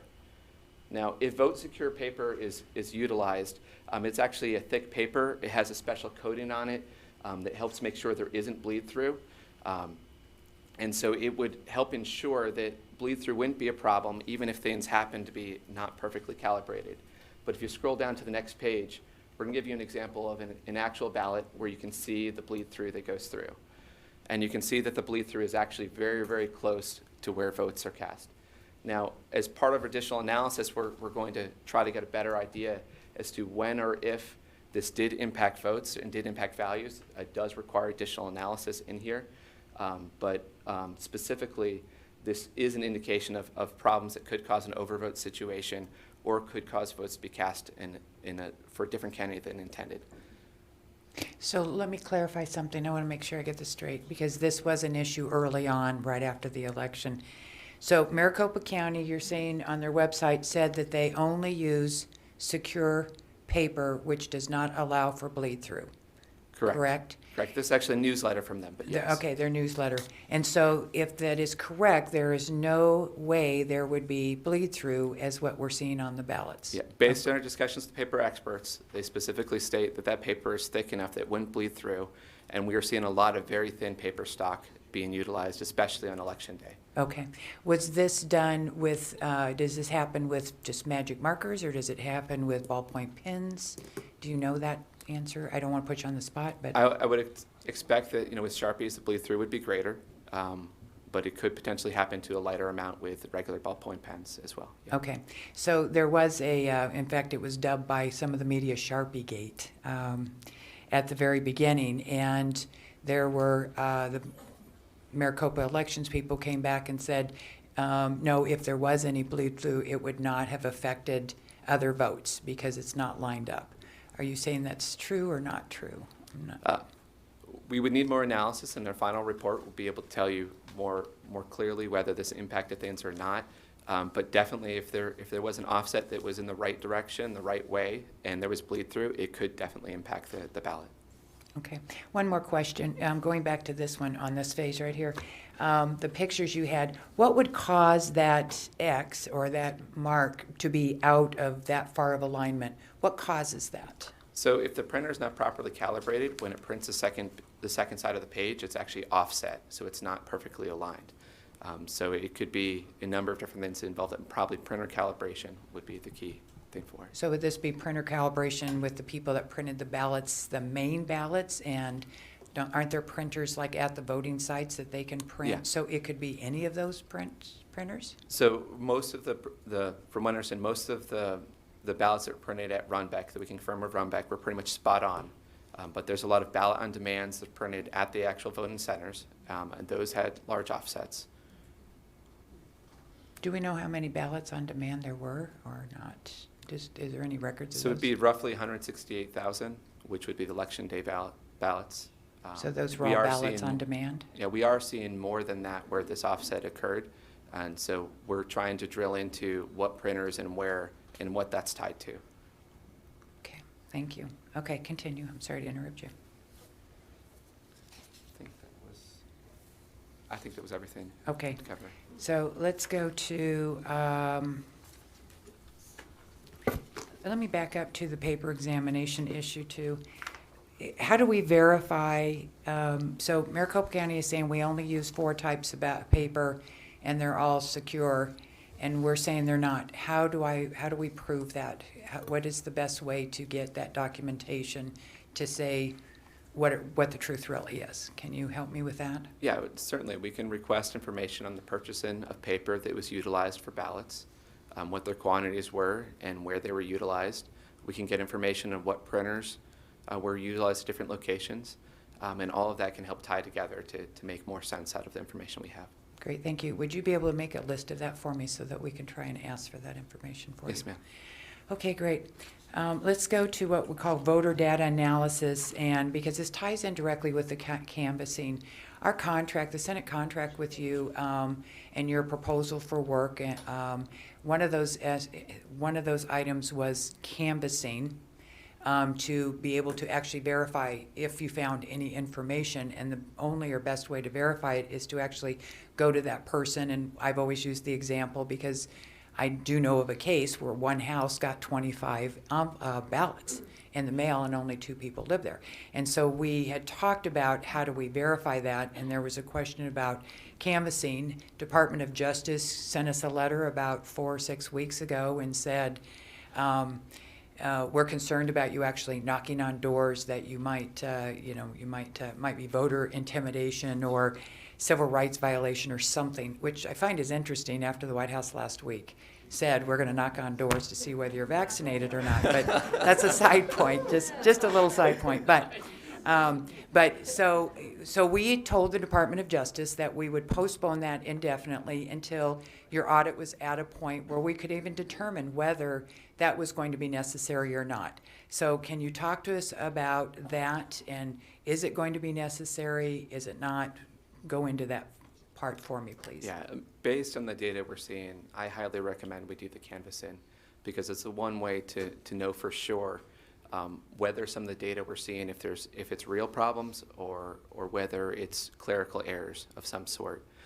So for example, we have 74,243 mail-in ballots where there is no clear record of them being sent. And just to be clear, here in the state of Arizona, there's EV32s and EV33s. EV32s is supposed to give a record of when a mail-in ballot is sent, and an EV33 is supposed to give a record of when the mail-in ballot is received. And so there should be an equal, there should be more EV32s, more sent out than there are that are received. Specifically with these, we can tie them to a specific individual that was mailed to. And so we have 74,000 where we have them came back from individuals where we don't have a clear indication that they were ever sent out to them. That could be something where documentation wasn't done right. There was a clerical issue. There's not proper things there. But I think when we've got 74,000, it merits knocking on a door and validating some of this information. So, Madam President, if I may, Mr. Logan, what are you looking at where you see this, where there's 72,000 received but not 72,000 sent? What did you guys look at to come up with that? So there was information that was FOIA'd from the county, specifically in these EV32 and EV34 or 33 forms. And that is what gives an account of what was sent out and what was received back. This is between the two. data you received from a FOIA request back Correct. from the county. Members of our team received back, correct. And you're saying that the EV33, which is the number of ballots received, was higher than the number of ballots We are sent. not seeing an equivalent EV32 to go along with EV34, or 33, I'm sorry, I keep doing this up. We're not 32 seeing and 33. 32 and 33, we're Okay. not seeing them where they match up because there should be a matchup of them. Obviously, you're going to have more mail-in ballots sent out than are ever Right. returned, but specifically, these should match up with each other. Okay. Is there another way to get that information? How would you verify that? Is there another way to get that information if what you have seen so far doesn't make sense? How can we verify? Is there a way to do that? Yeah, we could request information from the U.S. Postal Service on what was, went through the mail system. There's additional records about if mail-in ballots were in fact rejected and returned. That information, would be useful in sorting through some of this as well. There's a number of different things associated with artifacts that are created when mail-in ballots are sent. Okay, thank you. Continue. Okay. So we have also seen some interesting things related to the voter rolls. So for example, we have 11,326 people that did not show up on a November 7th version of the voter rolls that should have been after votes were cast, but then appeared on the December 4th voter rolls. And just be clear, they show as voted in this past election, but they were not a November 7th version of the file, and they did show up on the December 4th version. Okay, that sounds confusing. I- Give me an explanation of why that might have, we're not saying there's fraud, we're not saying anything else. I'm just trying to find answers. Is there a logical explanation why that would be? I cannot think of a logical explanation on what that would be, but it'd be a great thing to hear back from the county to see if there's anything that we're not thinking of. Okay, thank you. Continue. So we have, from what I understand here in Arizona, Hobbs had requested that the registration date for voting be moved up to Election Day, and there was actually a court case that moved it back to October 15th. Based on the registration information that we found in the voter rolls, we have 3,981 individuals who show as having voted in this election, and their data shows up in the canvas as having voted in this election. However, they were registered after October 15th. So what we would need is, again, so all of these, Madam President, so all of these are things that canvassing, we could find out, did they register before, did they even vote? Or we need some more data, we need more data from the county to show they registered before that date. Something showing that they registered before October 15th, or something showing that these, their ballots were sent out to people where they were received. Or we need to do a canvass. We need to be doing canvassing to ask the voters themselves. Okay, continue. The last one I have is we have roughly 20,000, I think it was about actually closer to 18,000, who voted in the election and then showed as being removed from the voter rolls soon after the election. So they were on the voter rolls, they showed as voted, and then they were removed. And there could be a good logical explanation for that, but it seems like a large number to immediately have after an election be removed. And so getting more documentation on the request to remove from voter rolls or other process to make sure that makes sense seems logical. In addition, again, knocking on doors and canvassing can help validate that information. Okay. Mr. Bennett, besides knocking on doors, how would we also obtain that information? Secretary of State, voter rolls, Maricopa County, or knocking on doors is the only way to do it? I don't understand. Well, the original voting records are kept at the county level. That is shared electronically on a daily basis with the Secretary of State's office. It keeps a statewide voter database. The Secretary of State's office receives information from vital records and other courts and et cetera, that is then in kind of reverse sent to the county levels to let the counties know who's died, who's been adjudicated in a court hearing as being incompetent or lost their voting rights because of a felony conviction or something like that. So I guess we could look at almost daily data between the county and the Secretary of State's office. All right, thank you. Continue. That's actually the last thing I have to cover from this section. Okay. Envelopes, that's an issue that we've been talking about. Would you like to touch on that as well? Yeah, we've had an affidavit that specifically stated that when mail-in ballots were received, that so many of them were received that the standards reduced over time. They originally talked about there was initially 20 points of comparison on the signature, and then after some time they're told to go to 10 points of signature, 10 points of comparison, then 5, and then eventually they were just told to let every single mail-in ballot through. So we think it's important. I understand with the course of our settlement, the only thing we can look at is blank signatures, but we think it's important to get the mail-in ballot images and see how many, if any, blank signatures came through, because that could have a material impact on the election. Okay. Do we not have those images of the envelopes? We do not have those images. Maricopa County has stated that they provided us with images of the envelopes, but specifically the folder they pulled into us on a specific drive has to do with voter registration details. It does not appear to have anything to do with the receiving of ballots. And I believe that, again, Bennett can tell you more about his interchanges with them, but specifically we asked them, so are you saying that in that folder we should have the envelopes that were utilized for ballots to be delivered in this past election? And the answer was basically there's envelopes in that folder, and it did not clearly answer our question. So, Mr. Bennett, when you asked them or advise them that maybe they're mistaken, they're not here, could you send it again, or what was said? I would simply recommend, Madam President, that they be re-subpoenaed as almost maybe a separate item and on a separate device, and it's not commingled with other folders or anything else. But I guess her question is, what has been their response when you asked for? We need the images of the ballots. Envelopes. We need the images of the envelopes that were mailed. They said they gave us a file. It's not on the file.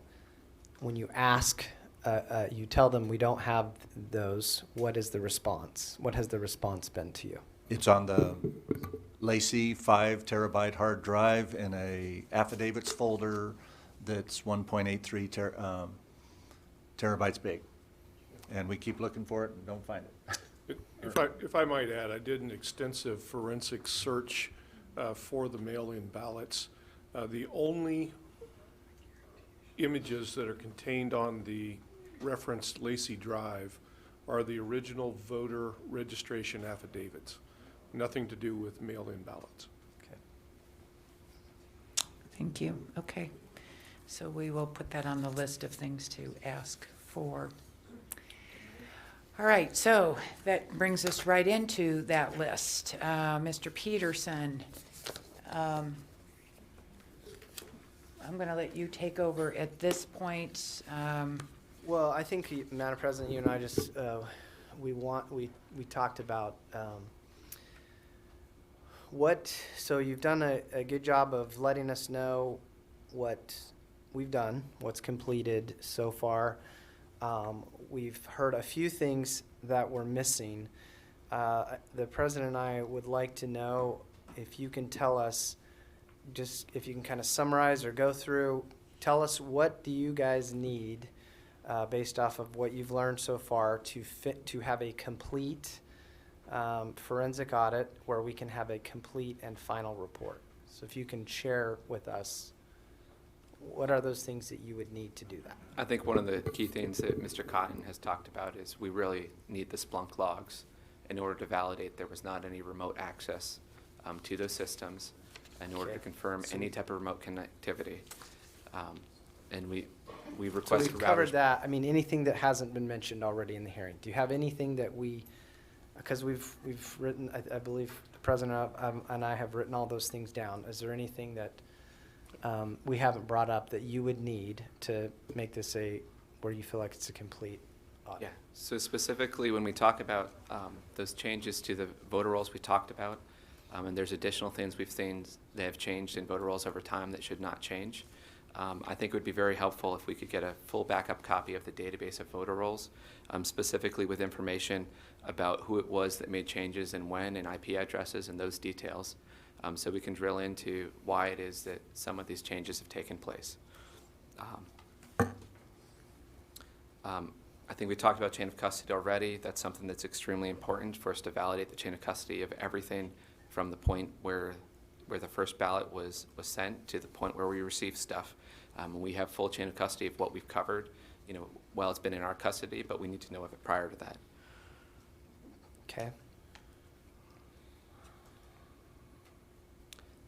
So we understand that there may be some systems associated with the duplication of ballots that we have not forensically looked at. And as we've seen problems with duplication, if we're able to have access to those, we believe it would be very valuable in seeing what might be going on. So what do you mean? What are you looking for there? Well, there's some software, I believe it's called Novus, that's used as part of the duplication process. There was actually a court case, I believe it was Ward via Jackson, where it was discovered that some of that duplication was not properly attributing results for the candidate the original had. And so being able to forensically look at that information would be helpful.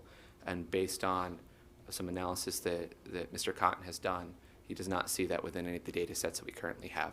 And so the question is whether the original subpoena was worded as such that we should have received that, or whether this is something that needs to be in a new request. Okay. Anything else?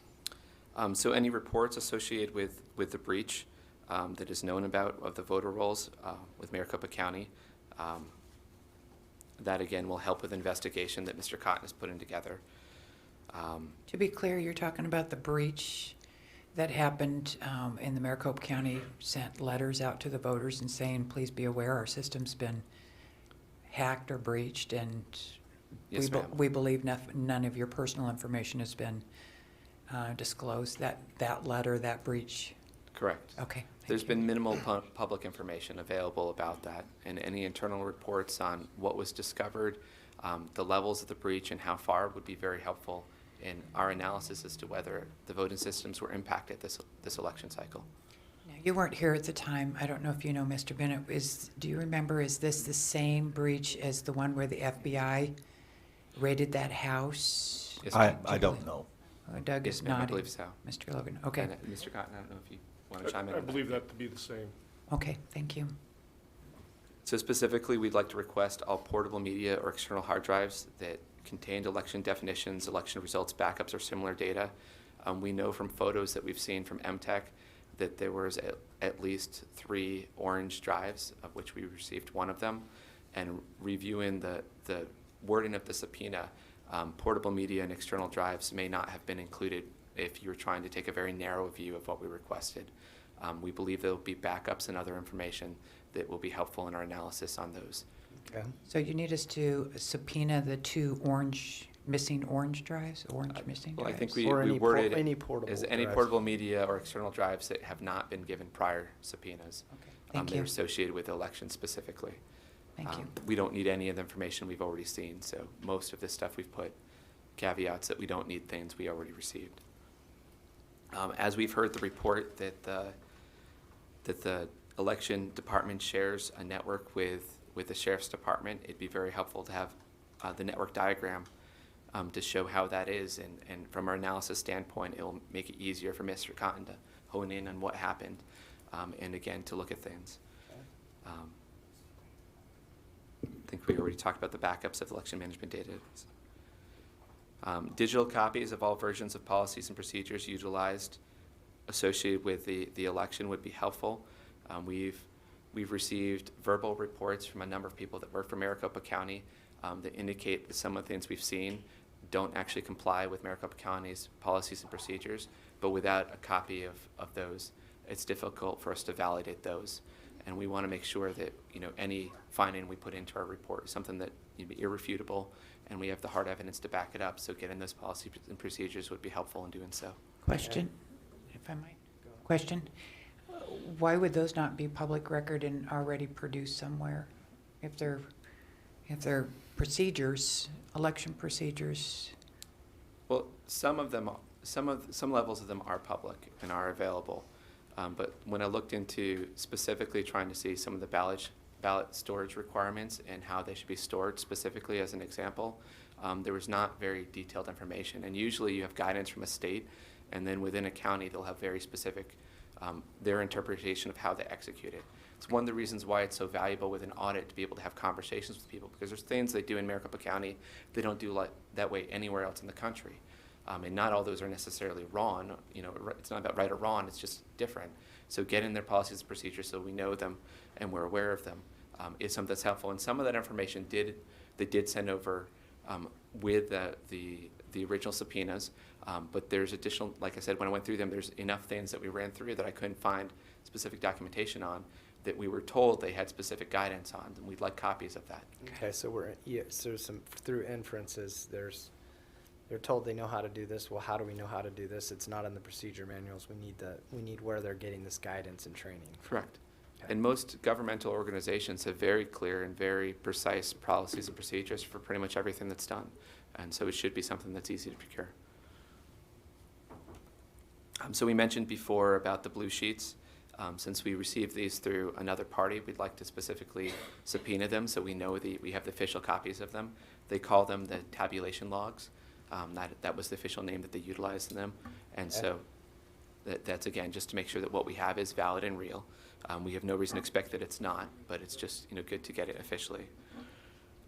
Tied in with some of the things we ran into on the voter rolls, records of all mailed out ballots, everything that's available as far as what's mailed out and what was rejected, and validation that they were destroyed if they were rejected and came back. I've got a lot of things in here. They're specific to that, but for the brevity, So we'd like copies of all files transmitted for the purpose of duplicating damaged ballots or alternate format ballots, specifically to help us trace some of this information to make sure everything matches up and that it followed appropriately, because for things to be printed by a printer at Runbeck on duplicate ballots, they had to send a request over to them of some format and some data, and we'd like to be able to match that up with everything that we have.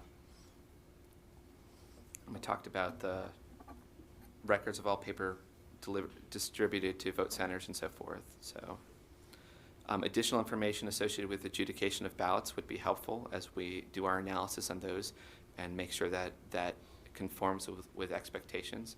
That votes were cast over as far as what the process was, who was involved in it, and how they validated things with that. Specifically, we'd like information about the total count of all ballots sent to UOCAVA eligible voters, how they were sent and how they were received, because there's a number of different ways those votes can be received back. And we have some of the numbers with Ucava seem a little off, seem a little anomalous, and we'd like to get more documentation on that to make sure that we can have, if there's any anomalies that merit going into a report, that we have the information to know whether it belongs or doesn't.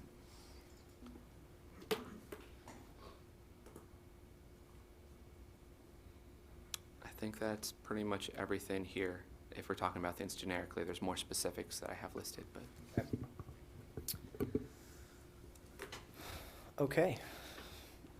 Do we have more questions? I don't at this point. I think I'm gonna have to circle back with them to get this list. I won't be able to make heads or tails out of my I'll send you the document. my quick chicken scratching there. So I'll get a clear. Go ahead. So, I think if you don't have any questions, Madam President, I don't have any more questions. Maybe just some closing statements here. Just back to what you said about working together. It is unfortunate that the county has been recalcitrant. That doesn't breed trust. It slows things down. It makes things difficult. We'd like to work together with them. We'd like to be able to get answers with to questions, and we'd like to get everything we need to finish the audit, more than anything. Obviously, some of these things can just, they could probably answer. Some of these procedural things, working together, we could just get answers to.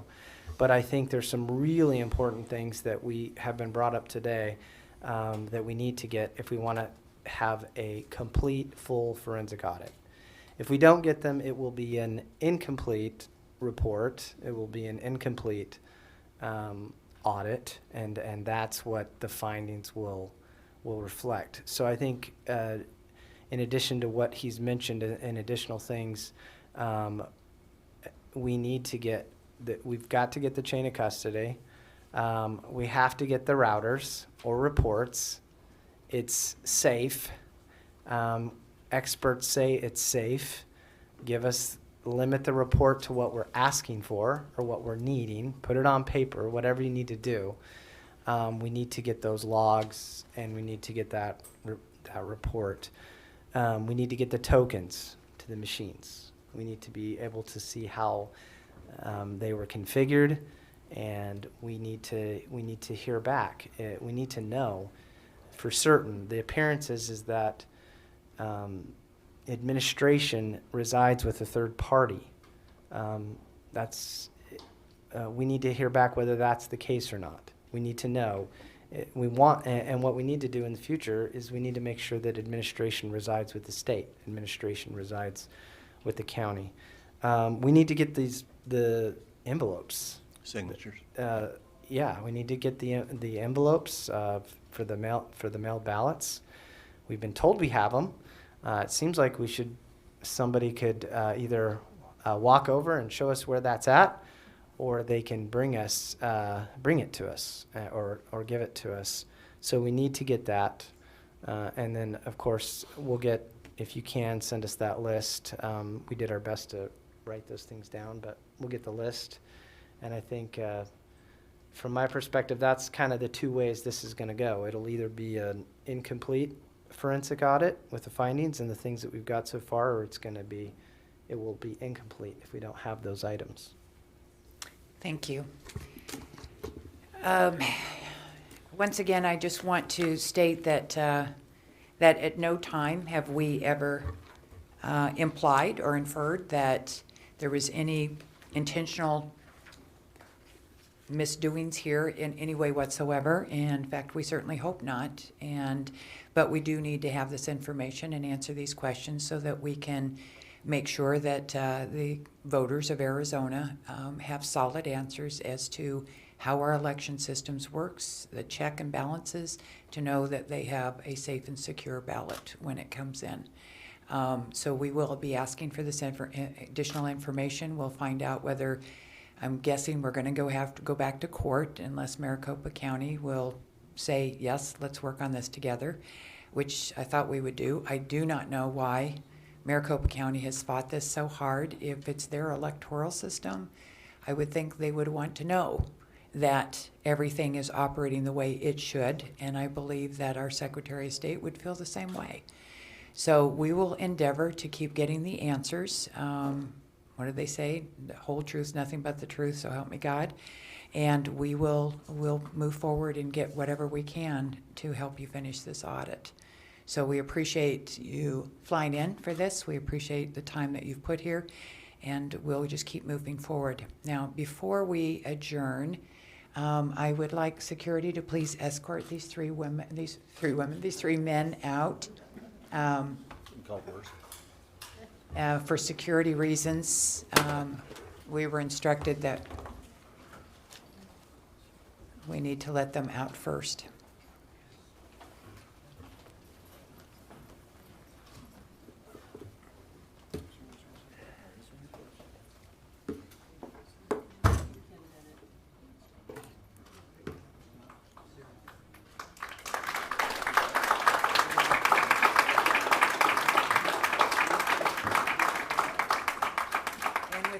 And with that, thank you all very much for attending. We appreciate you being here, and we'll just keep moving forward with as much as we can, and we'll start giving more and more information out to everybody. So thank you.